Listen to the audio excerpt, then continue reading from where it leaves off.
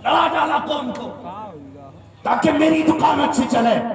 सुन और कान खोल के सुन, दुकान पगड़ियों से नहीं चलेगी, दुकान तकरियों से नहीं चलेगी, दुकान उसकी चलेगी जो मुस्तफा वाला भी होगा, गौसुल बरा वाला भी।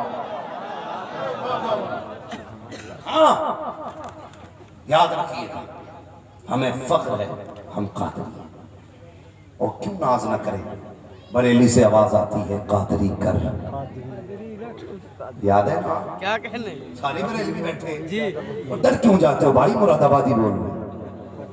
हाँ लोग मेरे पीछे पड़ेंगे, तुम्हारे पीछे थोड़ी पड़ेंगे। तुम्हारे पीछे तो तब पड़ेंगे जब मैं हुकूमत के खिलाफ बोलूं। हाँ मुझे तकलीफ होती है जब उम्मत को इस हाल में देखता हूँ। क्यों हम सफों में इत्तेफाक नहीं कर सकते? हमारे बुजुर्गों ने किसी के खिलाफ कुछ नहीं बोला। सरकार आला हज़रत से भी बड़े सवाल हुए, लेकिन कसम से कभी मेरे आला हज़रत ने किसी की तौहीन नहीं की। बरेलवी होने में सबसे बड़ा फायदा यह है कि जो बरेलवी होता है ना, वो किसी बुजुर्ग का गुस्ताख नहीं होता। ये सबसे बड़ा फायदा बरेलवी का। जो बरेलवी होगा किसी बुजुर्ग का गुस्ताख, किसी बुजुर्ग का गुस्ताख नहीं होगा। मैं फिर कहता हूं, ताजदार सुन्ना भी हमारे हैं, वारिस देवा भी हमारे हैं, हाँ गाजी पाक भी हमारे हैं, मदारे पाक भी हमारे हैं, इमाम अहमद रजा भी हमारे हैं, ताजुस्सरिया भी हमारे हैं। बरेली वाले भाई फख्र करो, खुदा ने कादरी बनाया। लेकिन एक बात क्या, तुम बुरा ना मानिएगा, हमारी पूरी जिंदगी करामतें सुनते गुजर गई। लोग कहते हैं हुजूर कोई नई करामत सुनाओ। आपका मौलवी लिख के लाएगा घर से करामत? इस नई नई के चक्कर में लोग उस पीर की उस पीर पे चिपका देते और इस पीर की उस पे चिपका देते। भाई चिपका मत, जो जिसकी है वही बता। तो हमने सारी जिंदगी करामतों में गुजार दी। करामतें हमारे वलियों की शान, लेकिन कभी उनका किरदार देखें, उनकी जिंदगी देखें। इतना बड़ा मजमा मेरे सामने बैठा है, बस चंद बातें आपसे करूं। सरकार गौसे पाक के वालिद का नाम क्या है? बोले जोर से।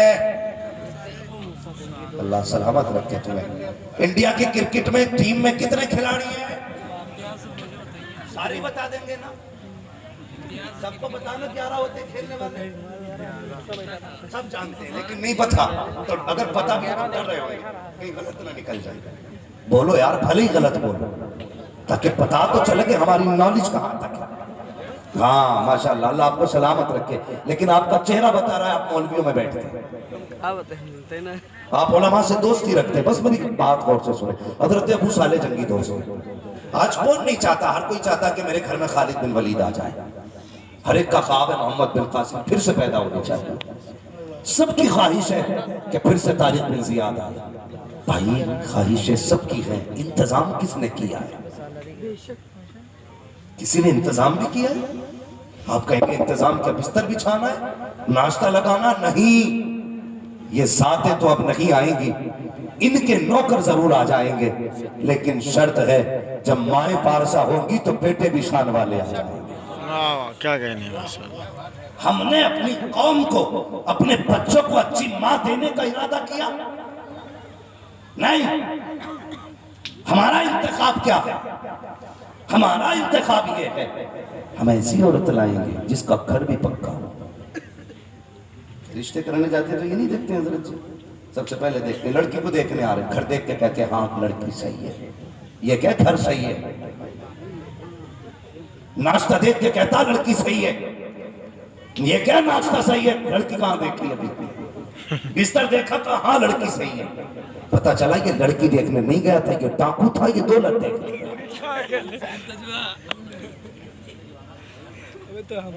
आज यार कितनी बेटियां मर गई और मेरी कौम का जवान अभी लव मैरिज के चक्कर में पड़ा है।